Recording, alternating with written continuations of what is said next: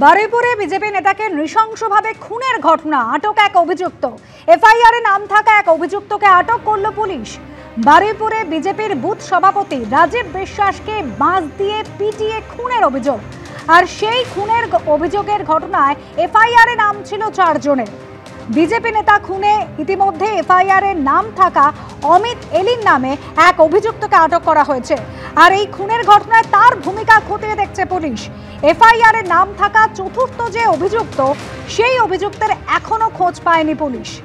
বারুইপুরে BJP নেতাকে নৃশংসভাবে খুনের ঘটনা, এক অভিযুক্তকে আটক করা হয়েছে। এফআইআর এর নাম থাকা এক অভিযুক্তকে আটক করল পুলিশ। বিজেপির বুথ সভাপতি, বারুইপুরে বিজেপির বুথ সভাপতি রাজীব বিশ্বাসকে বাঁশ দিয়ে পিটিয়ে খুনের অভিযোগ জানানো হয় বিজেপির তরফ থেকে।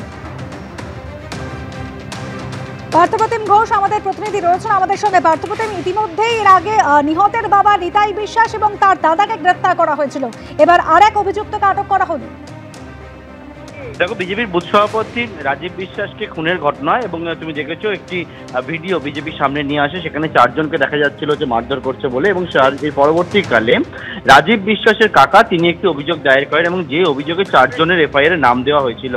এবং যে 4 জনের নাম দেওয়া হয়েছিল তার মধ্যে তুমি জানো যে নিতাই বিশ্বাস এবং সন্দীপ বিশ্বাস অর্থাৎ মৃতের বাবা ও ভাইকে গ্রেপ্তার করা হয়েছিল, কিন্তু এফআইআরে আরও যে 2 জনের নাম ছিল সেই অনুযায়ী অমিত এলিন নামে এক যুবকের নাম ছিল এবং তাকে আটক করা হয়েছে এবং তাকে জিজ্ঞাসাবাদ করছে পুলিশ। যদিও এই যে খুনের ঘটনার সঙ্গে সে যুক্ত কিনা সেই বিষয়ে পুলিশ এখনো খতিয়ে দেখছে। পুলিশ জানাচ্ছে এই যে খুনের ঘটনা এফআইআরে নাম দেওয়া থাকলেও এখনো পর্যন্ত খুনের ঘটনায় সরাসরি যুক্ত রয়েছে বা সে রয়েছে সেই বিষয়ে পুলিশ প্রমাণ পায়নি এবং সেই জন্যই তাকে যেহেতু এফআইআর নাম রয়েছে তাই আটক করে জিজ্ঞাসাবাদের যে কাজ সেটা কিন্তু চালাচ্ছেন তদন্তকারীরা।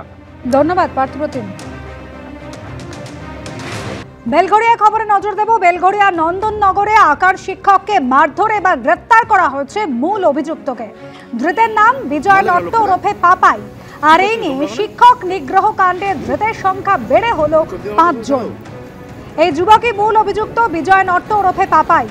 শনিবার সকালে বেলঘড়িয়া রাস্তায় বসে মদ খাবার প্রতিবাদ করেছিলেন নিরুপম পাল এবং তার জেরে তাকে বেধড়ক মারধর করা হয়। ইতিমধ্যেই এই শিক্ষক নিগ্রহ কাণ্ডে ধৃতের সংখ্যা বেড়ে হলো 5 জন। ইতিমধ্যে আগে এক মহিলা সহ 4 জনকে গ্রেফতার করা হয়েছিল এই মারধরের ঘটনায়।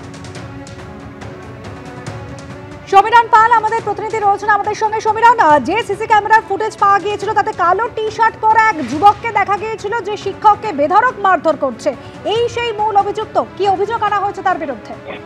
দেখো, তার বিরুদ্ধে অভিযোগ হচ্ছে যে এই ঘটনা ঘটেছিল গত শনিবার দিন সকালবেলা।